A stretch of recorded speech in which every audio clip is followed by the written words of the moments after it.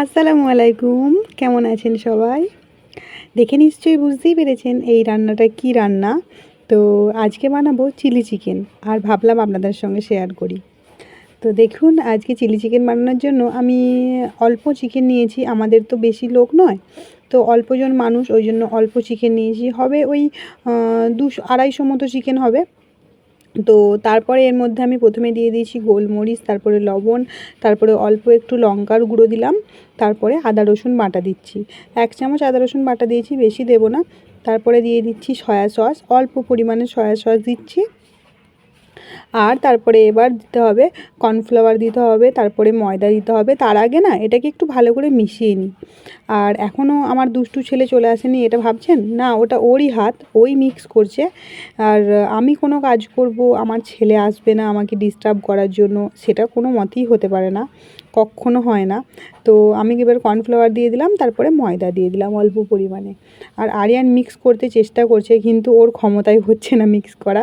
তো আমি ওকে বললাম একটু হেল্প করে দিই তোমায়, তো ওকে হেল্প করে দিই বলে আমি ওটাকে মিক্স করে নিলাম ভালো করে। আর অনেকটা শক্ত হয়ে যাচ্ছিলো, সেই জন্য না একটুখানি আমি এর মধ্যে পানি দিয়েছি। আমি ডিম অ্যাড করিনি, আপনারা চাইলে ডিম অ্যাড করতে পারেন। তো অল্প করে একটুখানি পানি দিয়েছি, বেশ এরকম সুন্দর করে মাখিয়ে নিয়েছি। আর মাখিয়ে নিয়ে কিছুক্ষণের জন্য রেখে দেবো, আধ ঘন্টা মতো, তারপরে আবার বানাবো। আর এইদিকে আরিয়ানের বদমাইশিটা একবার দেখুন, ও এত দুষ্টু যে বলার বাইরে। মানে ওকে বলছি যে হয়ে গেছে রেখে দাও, কিন্তু না, ও রান্না করছে, ও রান্না করতে ব্যস্ত।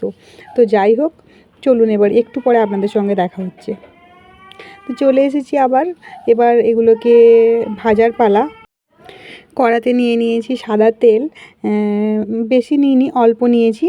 তো এবার এটা গরম হয়ে গেছে খুব ভালো করে, সুন্দর করে। এবার একটা একটা করে এর মধ্যে চিকেনগুলোকে দিয়ে নেব, দিয়ে বেশ সুন্দর করে ভেজে নেব। আর আমি বেশি কিন্তু মোটা যে গায়ের প্রলেপটা হয় ওটা কিন্তু বেশি মোটা করব না, করিনি।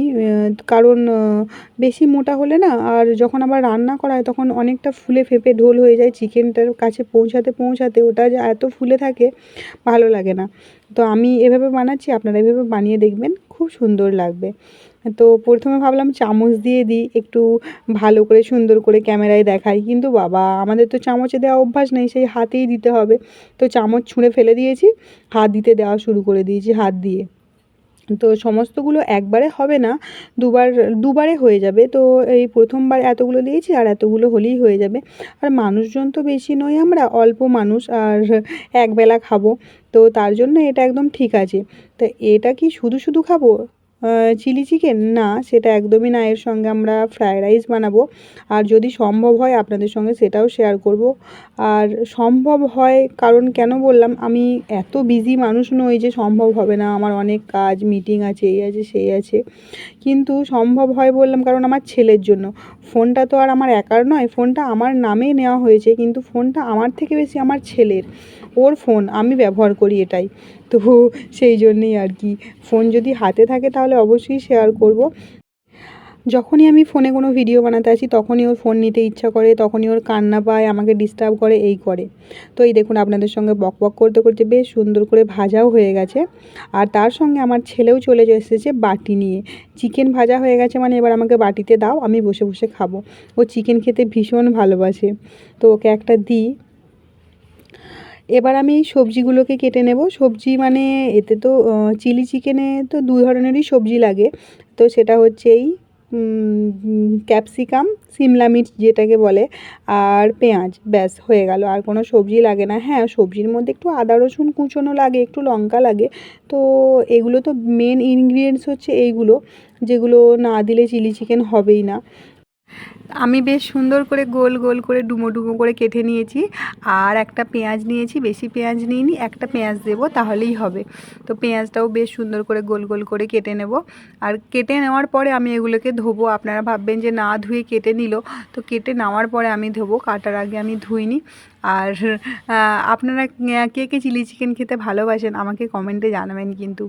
আর আমার ভিডিও যদি আপনাদের ভালো লেগে থাকে তাহলে অবশ্যই লাইক শেয়ার সাবস্ক্রাইব করে পাশে থাকবেন। একটা লাইক করতে কিছু অসুবিধা হয় না, তো প্লিজ লাইক করে পাশে থাকবেন, তাহলে আমারও ভালো লাগবে।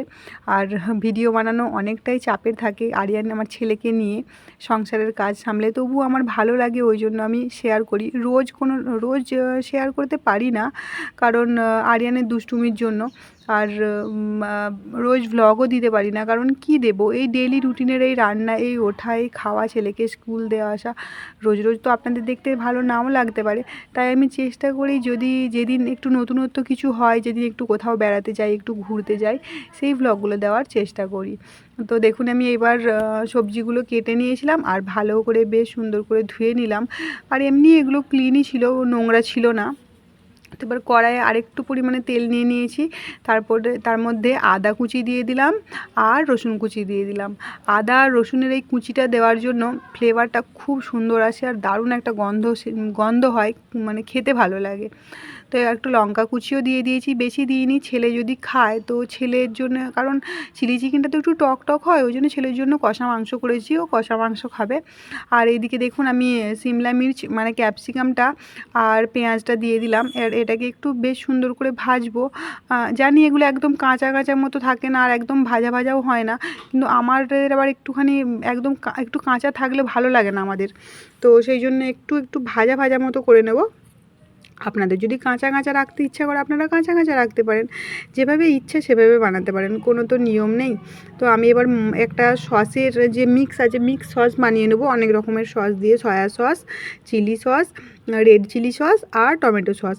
আর এই সস বানানোর সময় একটা প্রবলেম হয়ে গিয়েছিলো জানেন, আমার মোবাইলটা গরম হয়ে গিয়েছিলো প্রচুর, আর হঠাৎ করে বন্ধ হয়ে গিয়েছিল, তো সেই জন্য না আমি আপনাদের সস বানানোর যে কতটা নিচ্ছি সেটা দেখাতে পারিনি। তো বলে দিচ্ছি, 1 চামচ সয়া সস, 1 চামচ চিলি সস, 1 চামচ রেড চিলি সস আর বেশ অনেকটা পরিমাণে 2-3 চামচ টমেটো সস, এটা মিক্স করে নিয়েছিলাম। তারপরে এবার ফোনটা একটু যখন দেখলাম ঠান্ডা হলো, তখন আবার চালালাম, আবার শুরু করলাম রান্নাবান্না। এবার কড়াতে দিয়ে দিলাম এই মিক্স সসটা, দেখলাম যে বেশ সুন্দর করে ক্যাপসিকাম আর পেঁয়াজটা বেশ ভাজা ভাজা হয়ে গেছে, এবার দেওয়া যাবে। তো এবারে দিয়ে দিলাম, আর দিয়ে দেওয়ার পরে কিছুক্ষণ নাড়াবো, বেশিক্ষণ নাড়াবো না, অল্প কিছুক্ষণ নাড়ানোর পরে চিকেনটা দিয়ে দেবো। আর চিকেনটা তো ভাজা হয়েই আছে, অনেকক্ষণ ধরে ম্যারিনেট করে রাখা ছিল, তারপরে বেশ কিছুক্ষণ সময় নিয়ে ভেজেছি, তো ভাজা ভাজা হয়েই আছে। আর বেশিক্ষণ সময় লাগে না চিলি চিকেন বানাতে, অল্প সময়ের মধ্যেই হয়ে যায়। আর ভাজা চিকেন আমার ছেলে তো খেয়েছে, ও তো না সিদ্ধ হলে তো খেতে পারতো না বলুন। তো এবার আমি ওর মধ্যে একটুখানি কর্নফ্লাওয়ারকে বেশ গুলিয়ে নিয়ে পানির সঙ্গে মিশিয়ে নিয়ে দিয়ে দেবো, অল্প একটু দেবো, বেশি দেবো না, যাতে গ্রেভিটা একটুখানি মোটা হয়, তো সেই জন্যই।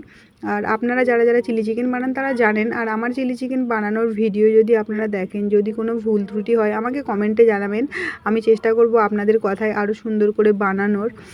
তো এবার আমি ওই যে কর্নফ্লাওয়ার গোলাটা দিয়ে দিয়েছি, আর খুব সুন্দর করে হয়ে গেছে দেখুন, একদম দেখতেও সুন্দর লাগছে, খুব সুন্দর গন্ধও করছিল, বেশ হয়ে গেছে। এবার সমস্ত টেস্ট করে নিয়ে ব্যাস বন্ধ করে দেবো, তাহলেই হয়ে যাবে। আর ফুটেও গেছে বেশ সুন্দর করে।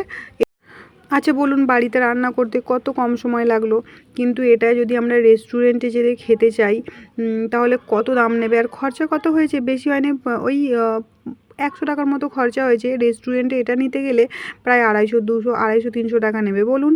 তো প্রাণ ভরে খাওয়াও হবে না, মন ভরে খাওয়াও হবে না, বাড়িতে বানালে কত সুন্দর হয় বলুন তো।